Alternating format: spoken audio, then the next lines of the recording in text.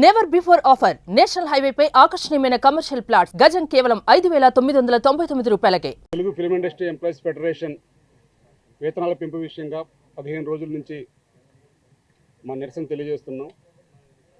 ఆ నిరసన మీ అందరికి కూడా తెలుసు, మా వేతనాలు 30% పెంచాలనేది. దానికి వివిధ రకాలుగా ఛాంబర్లో చాలా రోజుల నుంచి చర్చల పేరుతో పిలుస్తున్నారు, ఆచరణ సాధ్యంగానే కండిషన్లు పెడుతున్నారు.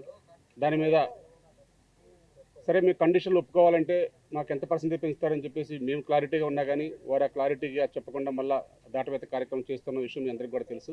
అంతిమంగా ఈరోజు మెగాస్టార్ చిరంజీవి గారు ఈ కార్మికులకి 15 రోజుల నుంచి జరుగుతుంది, అసలు ఎందుకు జరుగుతుంది, అసలు ఏంటి ఇక్కడ లోపం ఎక్కడ జరుగుతుంది అని వారు ఈరోజు మా అందరినీ, మా 72 మందిని, ఆ 24 సంఘాల నుంచి 72 మందిని ఆహ్వానించడం జరిగింది. వారు ఈ 2 గంటల సేపు కూడా అసలు మీ కష్టాలు ఏంటి అని ప్రతి ఒక్క యూనియన్ నుంచి, ప్రతి ఒక్క యూనియన్ సభ్యుల నుంచి వారి యొక్క వివరణ అంతా పూర్తిగా తెలుసుకున్న తర్వాత వారు ఒకటే చెప్పడం జరిగింది, ఏది ఏమైనా అటు నిర్మాత బాగుండాలి, కార్మికులు బాగుండాలి, మీ సమస్యలన్నిటికీ కూడా వెంటనే ఒక 2 రోజుల్లో మనం పరిష్కరించే విధంగా ఏ విధంగా అయితే మీకు న్యాయం జరుగుతుందని మమ్మల్ని అన్ని వారు వివరంగా అడిగిన పిదప మేము అంతా క్లారిటీగా చెప్పడం జరిగింది. సరే ఇలా మాకు వేతనాల పెంపు విషయంలో మేము ఇప్పుడు క్లారిటీగా ఉన్నాము, కానీ మా మీద చాలా నిందలు వేస్తూ ఉన్నారు, మేము అడిగిన దాంట్లో న్యాయం ఉంది అని మేము వారికి పూర్తిగా వివరించడం జరిగింది. కానీ వారికి వివిధ రకాలుగా వారి సమస్యలు వారు చెప్పారు, నిర్మాతలు కానీ ఇంకా నిన్న మొన్న వచ్చిన వారందరూ కూడా మా సమస్యలు కూడా ఈరోజు చెప్పాం కాబట్టి వారు కూడా రేపు కానీ ఎల్లుండి కానీ ఈ సమస్య పరిష్కరిస్తామని చెప్పడం జరిగింది.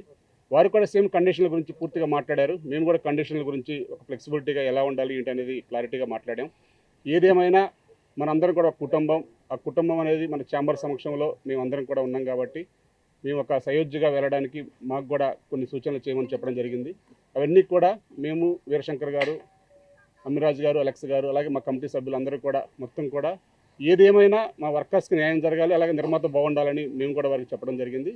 ఏదైనా రేపు కానీ ఎల్లుండి కానీ ఈ సమస్యకి పరిష్కారం ఇక్కడ దొరుకుతుందని మేము ఆశిస్తున్నాం.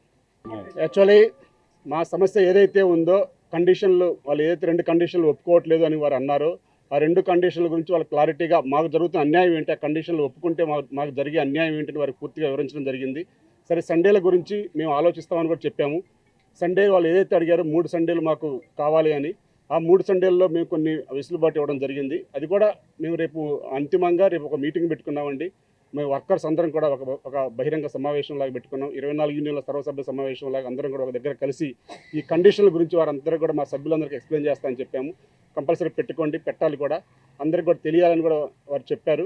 కాబట్టి ఏదైతే వాళ్ళు సండేలు అన్నారో సండేలకు మేము ఫ్లెక్సిబిలిటీ ఇస్తామని చెప్పాము. ఆ ఫ్లెక్సిబిలిటీ కూడా రేపు సభ్యులతో మాట్లాడి వచ్చిన తర్వాత చెప్తామని చెప్పాము. అలాగే 9 to 9 కాల్ షీట్ గురించి పూర్తిగా మాకు దానివల్ల ఎలా లాస్ అవుతుంది, ఎలా కొన్ని యూనియన్లకు బెనిఫిట్ అవుతుంది, అసలు బెనిఫిట్ కాని యూనియన్లు ఏంటి అనేది కూడా క్లారిటీగా మేము అంతిమంగా ఒకటే చెప్పాము. మాకు దానివల్ల ఎంత లాస్ అవుతాము, దానివల్ల ఏంటి, ఆ లాస్కు సంబంధించిన బెనిఫిట్ ఏంటి అన్నీ కూడా క్లారిటీగా వారికి వివరించడం జరిగింది. ఏదేమైనా మా కష్టాన్నంతా కూడా ఈరోజు చాలా కూలంకుషంగా 2 గంటల సేపు ప్రతి ఒక్క యూనియన్లో జరుగుతున్న సమస్యలు ఏంటి, మా మీద పడ్డ నిందలేంటి, మమ్మల్ని ఏ విధంగా కార్డుల విషయంలో కానీ ఇంకా వివిధ రకాల అంశాల్లో ఈ మధ్యకాలంలో వచ్చిన ప్రతి ఒక్క అంశాన్ని కూడా వారు లేవనెత్తారు. ప్రతి దానికి కూడా మేము కూలంకుషంగా వారికి వివరించడం జరిగింది. అంతిమంగా రేపు పబ్లిక్ అందరికి చెప్పిన తర్వాత మరలా ఒక 5గురిని రమ్మని చెప్పారు. మా సైడ్ నుంచి ఒక 5గురు, వాళ్ళ సైడ్ నుంచి ఒక 5గురు వస్తాం, మేము పిలుస్తాను.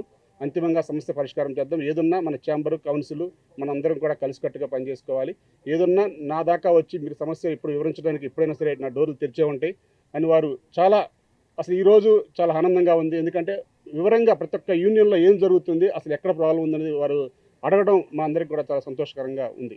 జనరల్ మా నిరసన ప్లస్ మా జనరల్ అన్ని సమస్యలు మా పబ్లిక్కి వివరించడానికి అక్కడ ఏదైతే ఈ 2 కండిషన్లు ఉన్నాయో ఆదివారాలు కానీ, అలాగే ఏదైతే 9 to 9 కాల్ షీట్ అని వారు అంటున్నారో ఆ 9 to 9 కాల్ షీట్ కూడా సభ్యులందరికీ చెప్పి అక్కడ వారి నిర్మాతల గురించి, వారి సమస్యల గురించి కూడా చెప్పారు. ఆ సమస్యలన్నీ కూడా మేము అక్కడ అందరికీ వివరించి, మా సభ్యులందరికీ వివరించి ఆ తదుపరి మేము ఇక్కడ వచ్చి వారి సభ్యుల యొక్క నిర్ణయాన్ని మీకు తెలియజేస్తామని చెప్పాం. దానికి కూడా వారు ఆమోదం తెలపడం జరిగింది.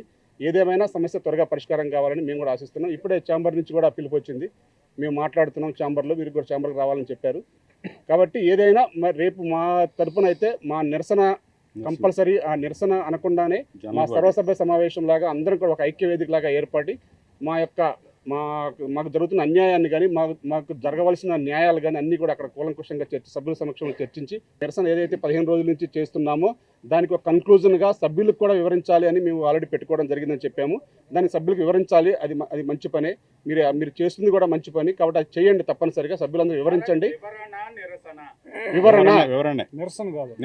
ఆ 2 పాయింట్ల మీద మాకు సభ్యుల్లో ఉన్న క్లారిటీ కోసం అని చెప్పి రేపు పెట్టుకోవడం జరుగుతుంది. ఆ క్లారిటీ వచ్చిన తర్వాత తదుపరి రేపు ఈవినింగ్ కానీ ఎల్లుండి కానీ మళ్ళీ ఇక్కడికి పిలుస్తా అని చెప్పారు. నిర్మాతల్ని, ఛాంబర్ని, భరతభూషణ్ గారిని, ఛాంబర్ పెద్దలను అందరినీ పిలుస్తా అని చెప్పారు. నిరసన కాదు, మేము క్లారిటీ చెప్పామండి. మేము నిరసన తెలియజేద్దాం అనుకున్నమాట వాస్తవం. కానీ ఇప్పుడు చర్చలకు పిలిచారు కాబట్టి చర్చలు ఫలిస్తాయని ఆశిస్తున్నాం. కాబట్టి రేపు ఏదైతే 2 కండిషన్ల దగ్గర ఆగింది కాబట్టి ఆ 2 కండిషన్లకి మా యొక్క సభ్యులందరికీ 24 కార్మిక యూనియన్ సంఘాల యొక్క సభ్యులందరికీ కూడా వివరించి ఆ 2 కండిషన్లు ఒప్పుకోవాలా వద్దా, ఒప్పుకుంటే ఎలా ఒప్పుకోవాలి, ఒప్పుకోకపోతే ఒప్పుకోకూడదా అనే క్లారిటీ తీసుకోవడానికి రేపు మేము సర్వసభ్య సమావేశం ఏర్పాటు చేయడం జరిగింది. ఉందండి రేపు. అలాగే ఆ ప్రభుత్వం చేపడుతున్న కార్యక్రమాలు, అట్లాగే మా యొక్క బాధలు కూడా ప్రభుత్వం దృష్టికి తీసుకెళ్ళడానికి రేపు సీఎం గారికి కూడా మేము పాలాభిషేకం చేసి మా యొక్క బాధలు కూడా వారి దృష్టికి తీసుకెళ్ళడానికి మా ప్రయత్నం రేపు చేస్తున్నాం. మాకు రేపు వేతనాలు వస్తాయని మేము భావిస్తున్నాం. ఏదైతే మేము అడిగామో చాలా ఫ్లెక్సిబిలిటీగా, చాలా ఆశాజనకంగానే ఉంది. ఛాంబర్ వారితో మాట్లాడి చెప్తా అని చెప్పారు. కంపల్సరీగా మేము అడిగిన వేతనాలు మాకు కంపల్సరీ వస్తాయని మేము భావిస్తున్నాం. ఆ 3 యూనియన్లో కూడా అంతర్భాగమే, కంపల్సరీ వారికి కూడా న్యాయం చేయాలని చెప్పి చిరంజీవి గారు చెప్పడం జరిగింది. అది చాలా హర్షణీయం. ఎందుకంటే అట్లా ఆ విడగొట్టడం కరెక్ట్ కాదు. వారి పర్సంటేజ్లో ఏమైనా మార్పులు ఉంటే కనుక కూర్చొని మాట్లాడాలి తప్ప వారి ముగ్గురికి పెంచమంటాం కరెక్ట్ కాదు. అది నేను మాట్లాడతానని చెప్పారు. తప్పనిసరిగా వారి ముగ్గురికి కూడా పెరుగుతాయి వేతనాలు. ఇంకా ఇప్పుడు మమ్మల్ని రమ్మన్నారు. ఇప్పుడు ఫోన్లో మాట్లాడతారు. ఎప్పుడు అనేది సమయం చెప్తారు వాళ్ళు. కానీ రేపైతే మాత్రం మాకు కార్యక్రమం ఉందని చెప్పాము. వారు కూడా పెట్టుకోమని చెప్పారు. సుమన్ టీవీలో మీ పర్సనల్ అండ్ బిజినెస్ ప్రమోషన్స్ కోసం కింది నెంబర్కి కాంటాక్ట్ చేయండి.